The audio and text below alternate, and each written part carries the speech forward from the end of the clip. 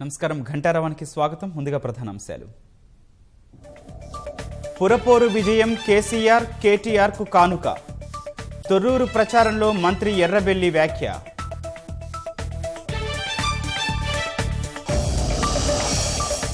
ఊపందుకున్న municipal ఎన్నికల ప్రచారం. భూత్పూర్లో జోరుగా లక్ష్మణ్ రోడ్ షోలు.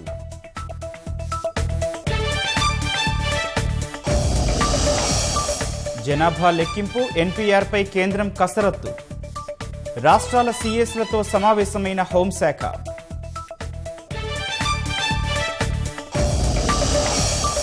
రాష్ట్రపతికి నిర్భయ నిందితుని క్షమాభిక్ష పిటిషన్ తిరస్కరించాలని సిఫారసు చేసిన కేంద్ర హోంశాఖ.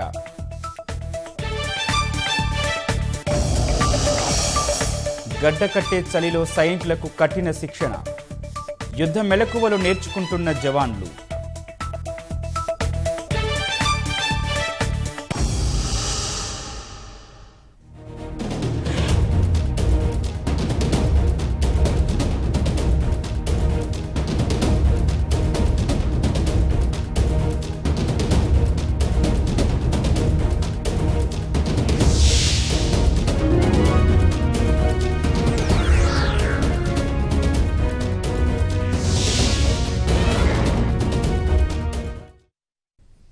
వరంగల్ జిల్లాలో 9 పురపాలికల్లో విజయం సాధించి సీఎం కేసీఆర్ మంత్రి కేటీఆర్ కు కానుకగా ఇస్తామని మంత్రి ఎర్రబెల్లి దయాకర్ రావు ధీమాగా చెప్పారు.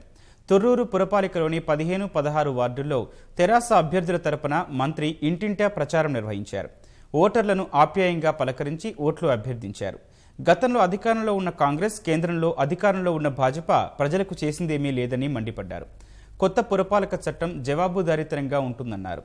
పనిచేయని కౌన్సిలర్లను తొలగించే అధికారం కలెక్టర్లకు ఇచ్చామన్నారు. పురపాలక ఎన్నికలు సమయానికి జరగకుండా కాంగ్రెస్ పార్టీ కోర్టులకు వెళ్లి అడ్డుపడిందని మంత్రి ఆరోపించారు. ఫలితంగా నిధులు ఉన్న మున్సిపాలిటీల్లో అభివృద్ధి పనులు ఆగిపోయాయని ఎర్రబెల్లి పేర్కొన్నారు. వన్ సైడ్ ఉన్నది. నేను ఉత్తమ్ కుమార్ రెడ్డి గారికి, కాంగ్రెస్ పార్టీ నాయకులకు, బీజేపీ నాయకులకు విజ్ఞప్తి చేస్తాను. కాంగ్రెస్ పార్టీ అధికారం ఉన్నప్పుడు మీరు మున్సిపాలిటీకి ఏం చేసినా మేనిఫెస్టో రిలీజ్ చేయి. ఇలా మేనిఫెస్టో రిలీజ్ చేసినాం. ఫలానా కులానికి మేము జాగా వీళ్ళ చేతులు ఉన్నదా? వీళ్ళ అధికారం ఉన్నదా? వీళ్ళ చేతులు లేదు. దాన్ని మేనిఫెస్టో ఎందుకు ప్రజలను మోసం చేస్తున్నారు? బీజేపీ వాళ్ళకు కూడా చెప్తున్నా, మీరు సెంట్రల్ గవర్నమెంట్ నుంచి మున్సిపాలిటీకి ఏమి ఇచ్చారు? ఒక డబ్బు ఇచ్చారా? ఏ ముఖం పెట్టుకొని మీరు ఓట్లబోతున్నారు? నేను ఛాలెంజ్ చేస్తున్నా. మెజార్టీ సీట్లు మాకు టీఆర్ఎస్ పార్టీకి రాకపోతే నేను దేనికంటే దానికి సిద్ధం. మరి కాంగ్రెస్ పార్టీ వాళ్ళు 50% వచ్చినా, 40% వచ్చినా దానికి ఛాలెంజ్ నిలబడతారా? 30% వచ్చినా ఛాలెంజ్ నిలబడతారా? బీజేపీ వాళ్ళకు కూడా నేను చెప్తున్నా, 10% వచ్చినా మీరు ఛాలెంజ్ నిలబడుతున్నా. ఎందుకు మాట్లాడుతున్నారు? బీజేపీ ఏం చేసిందని మున్సిపాలిటీలకు కేంద్రంలో అధికారం నుండి? తెలంగాణ మొత్తం కూడా వన్ సైడ్ ఉన్నది. వరంగల్ జిల్లా 9 మున్సిపాలిటీకి గెలిపించి కేసీఆర్ కేటీఆర్కి బహుమతిగా ఇవ్వడం జరుగుతుంది. మున్సిపల్ ఎన్నికల్లో ప్రతిపక్షాలకు అభ్యర్థులు కరవయ్యారని తెరాస ఎమ్మెల్యే తాటికొండి రాజయ్య ఆరోపించారు. వరంగల్ గ్రామీణ జిల్లా పరకాలలో మున్సిపాలిటీలో ఎమ్మెల్యే చల్లా ధర్మారెడ్డితో కలిసి ఆయన ఇంటింటి ప్రచారం నిర్వహించారు. కారు గుర్తుకు ఓటు వేయాలని ఓటర్లను అభ్యర్థించారు. ప్రభుత్వం ప్రవేశపెట్టిన పథకాలే తెరాస అభ్యర్థులను గెలిపిస్తాయని ధీమా వ్యక్తం చేశారు.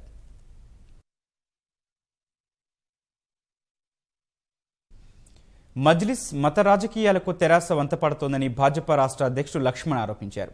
మహబూబ్ నగర్ జిల్లా భూత్పూర్ పురపాలిక ఎన్నికల ప్రచారంలో డీకే అరుణతో కలిసి లక్ష్మణ్ పాల్గొన్నారు. రైతు రుణమాఫీ, నిరుద్యోగ భృతి, 2 పడక గదుల ఇళ్ల నిర్మాణం సహా ఎన్నికల హామీలేవి తెరాస ప్రభుత్వం అమలు చేయడం లేదని లక్ష్మణ్ మండిపడ్డారు. పురపాలికల్లో పారిశుధ్యం కరవై ప్రజలు డెంగీ, మలేరియా వంటి వ్యాధుల బారిన పడ్డారని విమర్శించారు.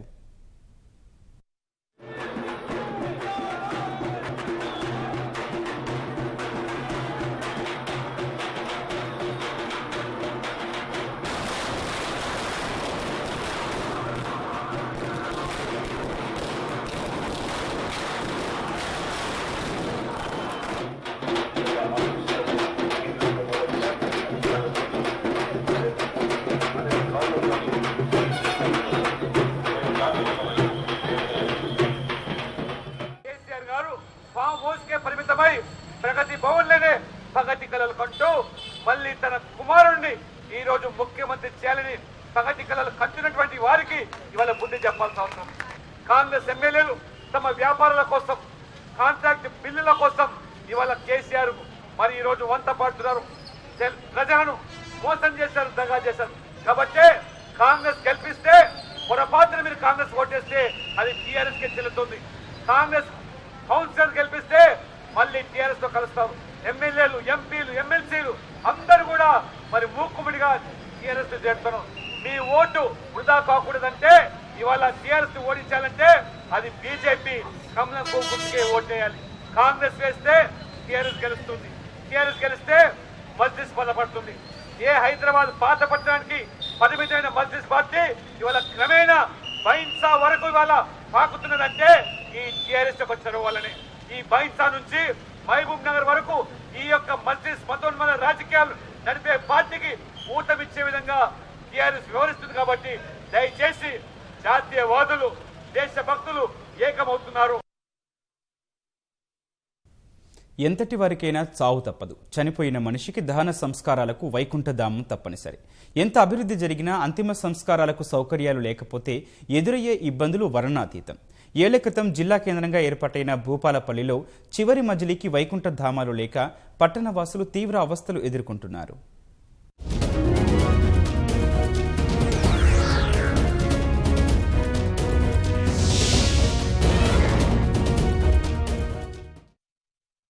చావు ఎవరికైనా బాధాకరమే. చనిపోయిన వారెవరో తెలియకున్నా వారిని చూస్తే అయ్యో అనిపిస్తుంది. జీవితాంతం పోరాడి చివరికి ప్రాణం విడిచాక కూడా చివరి మజిలీకి ఇబ్బందులు ఎదురైతే ఆ బాధ అంతా ఇంతా కాదు. ప్రాంతం ఎంత అభివృద్ధి జరిగినా వైకుంఠధామం లేకపోతే అన్నీ ఉన్నా అంగట్లో శని అన్న చందంగా పరిస్థితి ఉంటుంది. ఇదే సమస్యతో ఎవరైనా చనిపోతే వేదన అనుభవిస్తున్నారు జయశంకర్ భూపాలపల్లి వాసులు. పేరుకు జిల్లా కేంద్రమైన ఇక్కడ శ్మశాన వాటిక లేక పట్టణ వాసులు తీవ్ర ఇబ్బందులు ఎదుర్కొంటున్నారు. ఏళ్ల తరబడిగా ప్రజలు ఈ సమస్యపై ప్రజా ప్రతినిధులకు విన్నవించినా ఎలాంటి ప్రయోజనం ఉండటం లేదు. 2 ఏళ్ల క్రితం శ్మశాన వాటిక నిర్మాణం కోసం నిధులు కేటాయిస్తున్నట్లు ప్రభుత్వం ప్రకటించినా అక్కడ తలెత్తిన భూ సమస్యతో పనులు కార్యరూపం దాల్చలేదు. ప్రస్తుతం ఎవరైనా చనిపోతే సమీపంలోని అటవీ ప్రాంతంలోకి తీసుకెళ్లి దహన కార్యక్రమాలు చేస్తున్నారు. 1980 వరకు కమలాపూర్ శివారు పల్లెగానే కొనసాగిన భూపాలపల్లి అనంతరం మరో 2 గ్రామాలను కలుపుకుని 1982లో గ్రామ పంచాయతీగా ఏర్పడింది. ఈ ప్రాంతంలో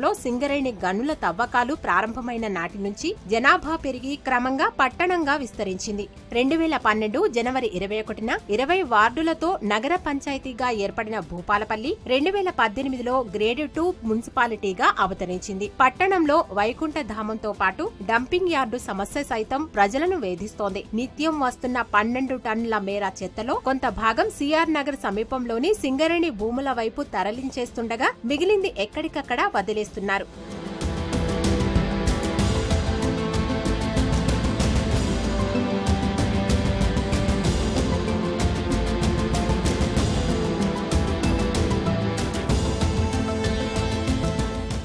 శ్మశాన వాటికి అసలు ఇక్కడ లేదు, పెడదామన్నా కూడా లేదు. ఫారెస్ట్ వాళ్ళు కూడా అసలు పోనిత్తలేరు వాళ్ళకి మమ్మల్ని. 3 కిలోమీటర్ 4 కిలోమీటర్లు పోవాలి, మేము పోవాలంటే జంగల్కు. అసలు వస్తున్నాయి, అందుకే అడుగుతామని అందరం ఉన్నాం ఇక్కడ కైకట్టుగానే అందరం ఒకటే ఉన్నాం. కానీ ఎవరు అత్తలు ఇంకా ముందుకు రాలేదు. ఇక వస్తే ఇదే నిలబెట్టి అడుగుదామని అందరం అనుకునే ఉన్నాం సార్. మేము ప్రతి ఒక్కళ్ళకి శ్మశాన వాటిక ఉన్నప్పుడు మాకు కూడా పేదవాళ్ళకు ఒకటి చూపించాలి కదా సార్. ఎవరైనా కానీ శ్మశాన వాటిక లేదు. దరిదాపు ఒక శవాన్ని తీసుకెళ్లాలంటే 5-6 కిలోమీటర్ల మేరకు నడిచి వెళ్లాల్సిన పరిస్థితి వస్తుంది. ఎందుకు ఇంత నిర్లక్ష్యం చేస్తున్నారని ఈ విధంగా మేము అడగదలుచుకుంటున్నాం. ప్రైవేట్ ట్యాంకర్లతో నీటి తెప్పించుకొని అక్కడ ఖననం చేసి మళ్ళీ 5-6 కిలోమీటర్లు రావడం వల్ల చాలా మంది ప్రజలు తీవ్ర ఇబ్బందిగా గురవుతున్నారు. మా కాలనీ మీద మనిషి చచ్చిపోయినా కానీ ఇటు పోతే దగ్గర ఒక 1/2 కిలోమీటర్ ఉన్న ఫారెస్ట్ ఏరియా ఉన్నది. అందకపోతే వాళ్ళు బంద్ చేస్తాను. ఫారెస్ట్ భూమిలో కాల్చుకొని ఇస్తలేరు. కావున దయచేసి ప్రభుత్వం తరఫున మాకోటి చిన్నది శ్మశాన వాకిటి ఫారెస్ట్ వాళ్ళని అడిగైనా ఈ అందుబాటులో చేస్తే బాగుంటుందని. భూపాలపల్లి జిల్లా కేంద్రం, పట్టణ కేంద్రం దాదాపు 1,00,000 జనాభా వరకు పెరిగింది. కనీసానికి చెత్త యార్డు ఎక్కడా అనేటువంటిది లేదు. ఈరోజు చెత్త సేకరించే కాడ కూడా ఉన్నటువంటి కార్మికుల సంఖ్య తక్కువ ఉండడం మూలంగా ఒక్కొక్క ఇంటి దగ్గర నుంచి వెళ్ళి చెత్త సేకరించడానికి కనీసానికి 3 నుంచి వెళ్ళి వారం రోజులు అయితే తప్ప కార్మికులు రావట్లేదు. ఊడ్సే శానిటేషన్ మాత్రం 70 మందితోటి నడవాలంటే చెత్త సేకరణ కావచ్చు, వాడల పరిశుభ్రత కావచ్చు, ఇట్లాంటి చేయడానికి కార్మికులకు సమయం సరిపోవట్లేదు. చెత్త కానీ మురికి కాలువల పక్క పొంటి తీసిన చెత్త కానీ రోడ్ల పొంటి వేసే వరకు వచ్చేటోళ్ళు పోయేటోళ్లకు కంపు వాసన చేస్తుంది. చనిపోయినవి కూడా పక్కకు రోడ్ల పొంటి వారే చూడు. ఎక్కడన్నా దూరం ఏర్పాటు చేసుకోవాలి, అది కూడా చెత్త మార్గం చేయాలని మాట్లాడినాం. పట్టణానికి బైపాస్ లేకపోవడంతో రోజురోజుకు వాహనాల రద్దీ పెరిగిపోతోంది. 3 ఏళ్ల క్రితం పట్టణ శివార్లలో బైపాస్ రోడ్డు నిర్మించేందుకు ప్రతిపాదనలు చేసినా అది కాగితాలకే పరిమితమైపోయింది. మున్సిపాలిటీకి ఎన్నికయ్యే కొత్త ప్రజాప్రతినిధులైన వైకుంఠధామం డంపింగ్ యార్డుతో పాటు బైపాస్ నిర్మాణానికి పరిష్కారం చూపించాలని పట్టణవాసులు కోరుతున్నారు. పుర ఎన్నికల ప్రచారంలో తెరాస జోరు చూపిస్తోంది. అభ్యర్థుల గెలుపే లక్ష్యంగా ప్రజాప్రతినిధులు ప్రచారం ముమ్మరంగా సాగిస్తున్నారు. సంగారెడ్డిలో ఎమ్మెల్యే భూపాల్ రెడ్డి ఇంటింటా తిరుగుతూ ఓట్లను అభ్యర్థించారు. తెరాస అభ్యర్థులను గెలిపించాలని ప్రజలకు విజ్ఞప్తి చేస్తున్నారు. పట్టణ సమస్యలు పరిష్కరిస్తానని ప్రజలకు హామీ ఇస్తున్నారు. నిర్భయ కేసు దోషి ముఖేష్ సింగ్ పెట్టుకున్న క్షమాభిక్ష దరఖాస్తు రాష్ట్రపతికి చేరింది. ఢిల్లీ లెఫ్టినెంట్ గవర్నర్ ద్వారా కేంద్ర హోంశాఖకు చేరిన క్షమాభిక్ష దరఖాస్తును రాష్ట్రపతి భవన్కు పంపినట్లు హోంశాఖ వర్గాలు వెల్లడించాయి. క్షమాభిక్ష అభ్యర్థులను తిరస్కరించాలని సిఫార్సు చేసినట్లు తెలిపాయి. 4 దోషుల్లో ఒకరైన ముఖేష్ సింగ్ క్షమాభిక్ష కోరుతూ ఢిల్లీ లెఫ్టినెంట్ గవర్నర్కు దరఖాస్తు చేయగా అభ్యర్థులను తిరస్కరించాలని ఢిల్లీ ప్రభుత్వం సిఫార్సు చేసింది. అనంతరం క్షమాభిక్ష దరఖాస్తును కేంద్ర హోంశాఖకు పంపిన లెఫ్టినెంట్ గవర్నర్ సైతం తిరస్కరించాలని సిఫార్సు చేశారు. ఈ నేపథ్యంలో పిటిషన్ను రాష్ట్రపతి భవన్కు రాత్రి పంపించిన హోంశాఖ క్షమాభిక్ష అభ్యర్థులను తిరస్కరించాలని సిఫార్సు చేసింది. 2020 జనాభా లెక్కింపు, జాతీయ జనాభా రిజిస్టర్ ఎన్పీఆర్ కార్యాచరణపై కేంద్ర ప్రభుత్వం కసరత్తు ఆరంభించింది. కేంద్ర హోంశాఖ సహాయ మంత్రి నిత్యానందరాయ్ నేతృత్వంలో ఈ అంశంపై ఇవాళ సమావేశమైంది. కేంద్ర హోంశాఖ కార్యదర్శి అజయ్ భల్లా, అన్ని రాష్ట్రాల ప్రధాన కార్యదర్శులు, జనాభా లెక్కింపు అధికారులు ఈ సమావేశానికి హాజరయ్యారు. 2020 జనాభా లెక్కింపు, జాతీయ జనాభా రిజిస్టర్ మార్గదర్శకాలపై ఈ సమావేశంలో చర్చించనున్నారు. మరోవైపు తమ రాష్ట్ర ప్రభుత్వ ప్రతినిధులు హాజరు కాబోరని బంగాల్ ముఖ్యమంత్రి మమతా బెనర్జీ ఇప్పటికే ప్రకటించిన నేపథ్యంలో ఈ సమావేశానికి బంగాల్ తరపున ప్రతినిధులు హాజరు కాలేదు. పాకిస్తాన్ నుంచి వలస వచ్చి 4 నెలల క్రితం దేశ పౌరసత్వం సంపాదించి ఓ మహిళ రాజస్థాన్ పంచాయతీ ఎన్నికల్లో పోటీ చేస్తోంది. రాజస్థాన్లోని టోంక్ ప్రాంతానికి చెందిన నీతా సోదా అనే మహిళ పాకిస్తాన్ నుంచి భారత్కు వలస వచ్చి ఇక్కడే స్థిరపడింది. ఈమెకు సుమారు 18 ఏళ్ల తర్వాత భారత పౌరసత్వం లభించింది. ఇప్పుడు ఆమె రాజస్థాన్లో జరుగుతున్న నట్వారా పంచాయతీ ఎన్నికల్లో పోటీ చేస్తోంది. 18 ఏళ్ల క్రితం భారతదేశానికి వచ్చిన తనకు 4 నెలల క్రితం భారత పౌరసత్వం వచ్చినట్లు నీతా వెల్లడించింది. తన మావయ్య సహాయ సహకారాలతో రాజకీయ జీవితాన్ని ప్రారంభించాలనుకుంటున్నట్లు నీతా సోదా చెప్పుకొచ్చింది. శ్రీనగర్ విమానాశ్రయ యాంటీ హైజాగ్ విభాగం డీఎస్పీ దవీందర్ సింగ్కు హిజ్బుల్ ముజాహిదీన్ ఉగ్రవాదులతో సంబంధాలున్నాయని తేలిన ఘటనతో కేంద్ర హోంమంత్రిత్వ శాఖ, జమ్మూ కాశ్మీర్ ప్రభుత్వ యంత్రాంగం అప్రమత్తమయ్యాయి. శ్రీనగర్, జమ్మూ విమానాశ్రయాలను సిఐఎస్ఎఫ్ బలగాల భద్రత కిందకు తీసుకొచ్చాయి. జనవరి 31లోగా జమ్మూ, శ్రీనగర్ విమానాశ్రయాల్లో భద్రతను సిఐఎస్ఎఫ్కు అప్పగించాలని జమ్మూ కాశ్మీర్ హోంమంత్రిత్వ శాఖ డీజీపీని ఆదేశించింది. సిఐఎస్ఎఫ్ జవాన్లకు నివాసంతో పాటు రవాణాకు వాహనాలు సమకూర్చాలని డీజీపీని ఆదేశించింది. ప్రస్తుతం ఈ 2 విమానాశ్రయాల్లో భద్రతను సిఆర్పీఎఫ్, జమ్మూ కాశ్మీర్ పోలీసులు పర్యవేక్షిస్తున్నారు. జమ్మూ కాశ్మీర్లోని గుల్మార్గ్లో ఉన్న హై ఆల్టిట్యూడ్ వార్ఫేర్ స్కూల్లో భారతీయ సైన్యానికి శిక్షణ అందిస్తున్నారు. సముద్ర మట్టానికి అత్యంత ఎత్తులో ఉన్న ఈ కేంద్రంలో సైన్యం, సాయుధ బలగాలకు ఏటా ప్రత్యేక శిక్షణ ఇస్తారు. శీతాకాలంలో గడ్డ కట్టే చలిలో విధులు నిర్వర్తించాల్సిన నేపథ్యంలో పర్వతారోహణ సహా మంచుగడ్డలో కూరుకుపోకుండా ఎలా జాగ్రత్తలు తీసుకోవాలనే అంశంపై శిక్షణ అందిస్తారు. ఇదే సమయంలో శీతాకాలంలో యుద్ధం చేయాల్సి వస్తే ఎలా వ్యవహరించాలనే దానిపై మెళకువలు నేర్పిస్తారు.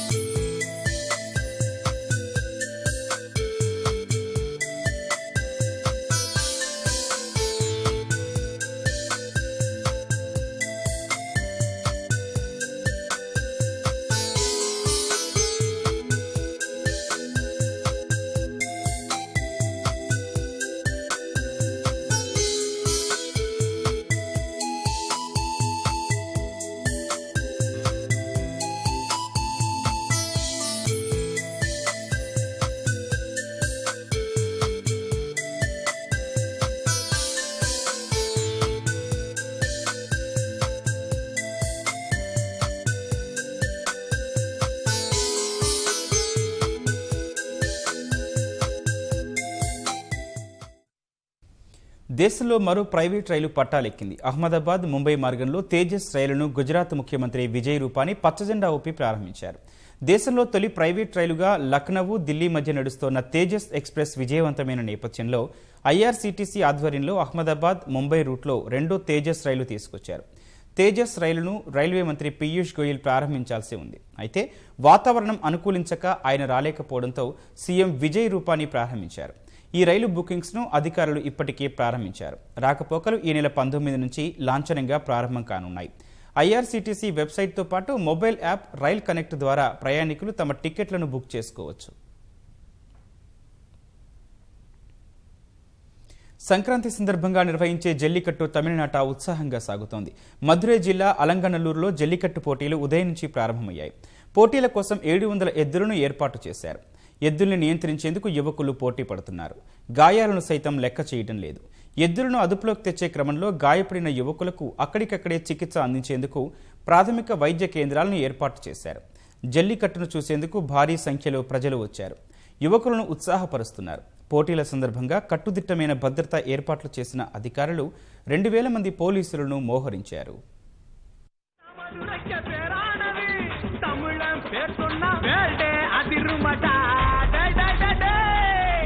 தமிழனோட வீரத்துக்கே ஜல்லிக்கட்டு, வீரத்துக்கே கெத்து தான் ஜல்லிக்கட்டு, கெத்துக்கே சவாலு தான் ஜல்லிக்கட்டு, சவாலுக்கே சவுக்கடி தான் ஜல்லிக்கட்டு.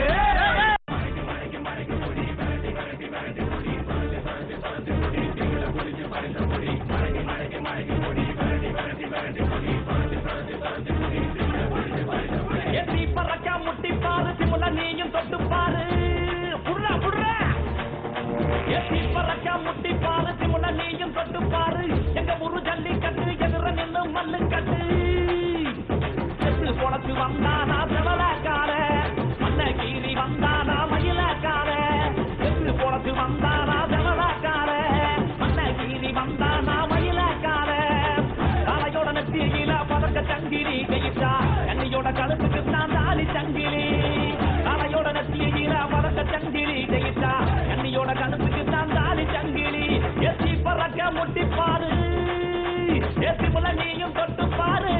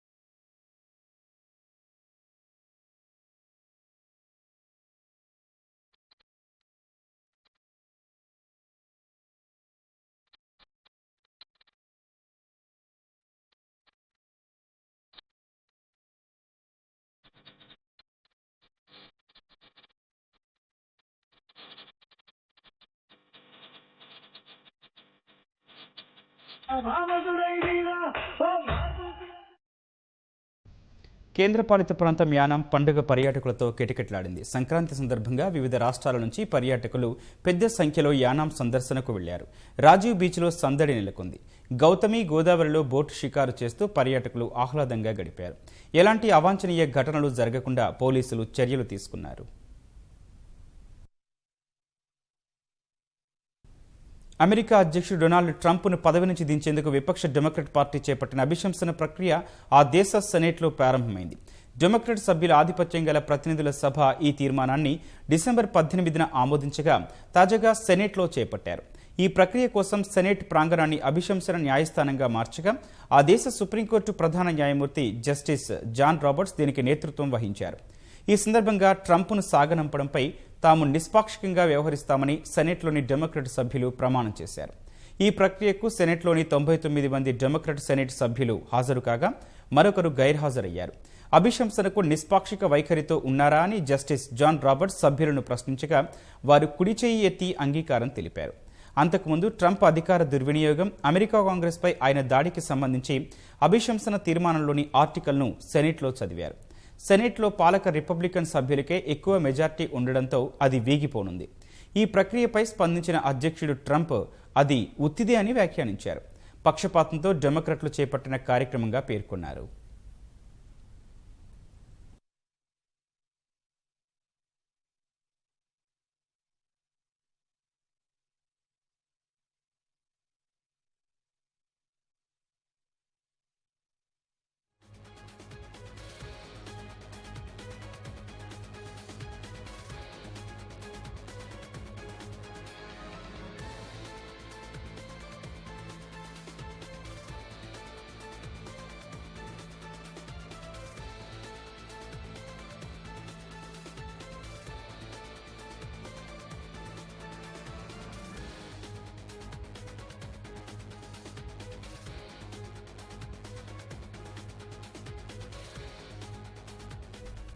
తాజా అంశం చూస్తున్నాం. నిర్భయ కేసు దోషి ముఖేష్ క్షమాభిక్షను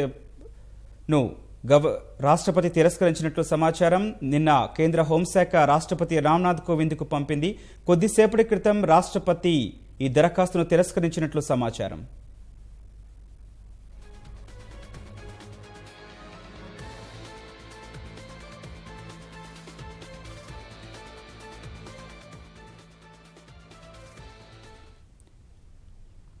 నిర్భయ కేసు దోషి ముఖేష్ సింగ్ పెట్టుకున్న క్షమాభిక్ష దరఖాస్తును రాష్ట్రపతి రామ్నాథ్ కోవింద్ తిరస్కరించారు. ఢిల్లీ లెఫ్టినెంట్ గవర్నర్ ద్వారా తమకు చేరిన క్షమాభిక్ష దరఖాస్తును కేంద్ర హోంశాఖ రాత్రి రాష్ట్రపతి భవన్కు పంపించింది. క్షమాభిక్ష అభ్యర్థులను తిరస్కరించాలని సిఫార్సు చేసింది. ఈ నేపథ్యంలో ఇవాళ ఉదయం క్షమాభిక్ష పిటిషన్ను పరిశీలించిన రాష్ట్రపతి అభ్యర్థులను తిరస్కరించారు. నలుగురు దోషుల్లో ఒకరైన ముఖేష్ సింగ్ క్షమాభిక్ష కోరుతూ ఢిల్లీ లెఫ్టినెంట్ గవర్నర్కు దరఖాస్తు చేయగా అభ్యర్థులను తిరస్కరించాలని ఢిల్లీ ప్రభుత్వం సిఫారసు చేసింది. అనంతరం క్షమాభిక్ష దరఖాస్తును కేంద్ర హోంశాఖకు పంపిన లెఫ్టినెంట్ గవర్నర్ సైతం తిరస్కరించాలని సిఫారసు చేశారు. ఈ నేపథ్యంలో హోంశాఖ ద్వారా చేరిన క్షమాభిక్ష అభ్యర్థులను రాష్ట్రపతి రామ్నాథ్ కోవింద్ తిరస్కరించారు.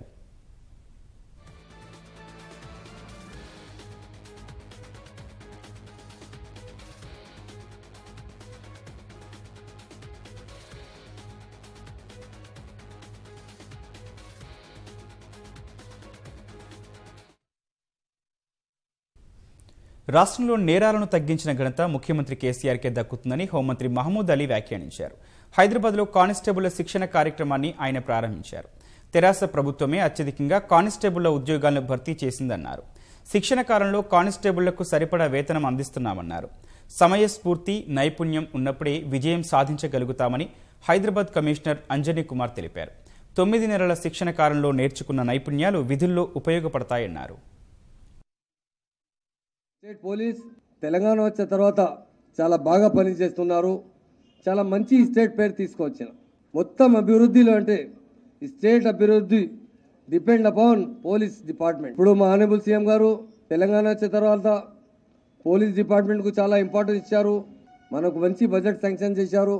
పోలీస్కు అంటే ఏమేమి ఫెసిలిటీస్ కావాలి ఇండియాలో ప్రొవైడ్ చేసిన సీఎం అంటే మా ఆనరబుల్ సీఎం గారు ఉన్నారు. 100 డయల్ చేస్తే అంటే విత్ ఇన్ 5 మినిట్స్లో పోలీస్ సపోర్ట్ చేస్తున్నారు. ఇండియాలో నంబర్ 1 అంటే మన ఈ స్టేట్ ఉంది. ఒక రైట్ టైంలో ఒక కరెక్ట్ అట్మాస్ఫియర్లో మీ అందరూ పోలీస్ డిపార్ట్మెంట్ జాయిన్ చేస్తున్నారు. ఈ సందర్భంలో పోలీస్ డిపార్ట్మెంట్ గురించి కొన్ని ఇంపార్టెంట్ ఇష్యూస్ నేను మీకు చెప్తున్నాము. ఇదిలో law and order, safety and security will be top priority for the government. ఈ సందర్భంలో సీఎం గారు మార్గదర్శనంలో ఒక యాక్షన్ ప్లాన్ ద్వారా, సిస్టమేటిక్ వర్క్ ద్వారా all police officers they have work society సమక్షంలో ఒక రోల్ మోడల్ లాగే ఉండాలి. హైదరాబాద్ జీడిమెట్ల పోలీస్ స్టేషన్ పరిధిలోని ఓ ఇంట్లో దొంగలు బీభత్సం సృష్టించారు.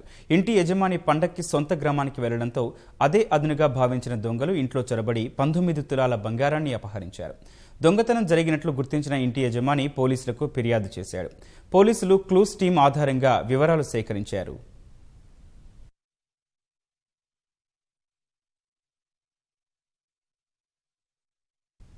సికింద్రాబాద్ అల్వాల్ పోలీస్ స్టేషన్ పరిధిలోని 4 ఇళ్లలో చోరీలు జరిగాయి. సంక్రాంతి పండుగ సందర్భంగా ఇంటి యజమానులు సొంత గ్రామాలకు వెళ్లడంతో అదను చూసి దొంగలు బీభత్సం సృష్టించారు. ఇంట్లో వస్తువులు చెల్లాచెదురుగా పడి ఉండటంతో దొంగతనం జరిగినట్లుగా గుర్తించిన బాధితులు పోలీసులకు ఫిర్యాదు చేశారు.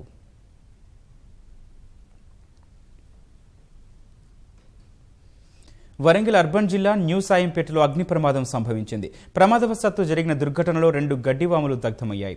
కాలిన గడ్డివాములు 32వ డివిజన్ కార్పొరేటర్ అరుణ శివశంకర్కి చెందినదిగా గుర్తించారు. సమాచారం అందుకున్న అగ్నిమాపక సిబ్బంది మంటలను అదుపులోకి తీసుకొచ్చే ప్రయత్నం చేశాయి.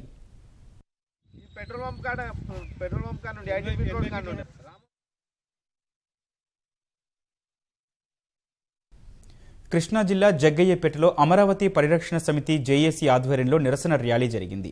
3 రాజధానులు వద్దు, అమరావతి ముద్దు అంటూ నినాదాలు చేస్తూ బైక్ ర్యాలీ సాగింది. జగ్గయ్యపేట మాజీ ఎమ్మెల్యే శ్రీరామ్ రాజగోపాల్, మాజీ మంత్రి నెట్టెం రఘురాం, కాంగ్రెస్, సిపిఐ నాయకులు, అమరావతి పరిరక్షణ సమితి ప్రతినిధులు ఈ ర్యాలీలో పాల్గొన్నారు. ఏపీ ముఖ్యమంత్రి జగన్తో హైపవర్ కమిటీ భేటీ అయింది. తాడేపల్లిలోని సీఎం నివాసంలో హైపవర్ కమిటీ సభ్యులు సమావేశమయ్యారు. పాలన వికేంద్రీకరణ, రాజధానిపై అధ్యయనం చేసేందుకు ఏపీ ప్రభుత్వం నియమించిన హైపవర్ కమిటీ సభ్యులు జగన్తో పలు అంశాలు చర్చిస్తున్నారు. జీఎన్ రావు, బీసీజీ నివేదికలపై అధ్యయనం చేసేందుకు గతంలో పలుమార్లు భేటీ అయిన హైపవర్ కమిటీ వేర్వేరు ప్రతిపాదనలు రూపొందించింది. వీటిని ప్రజెంటేషన్ రూపంలో కమిటీ సభ్యులు వివరిస్తున్నారు.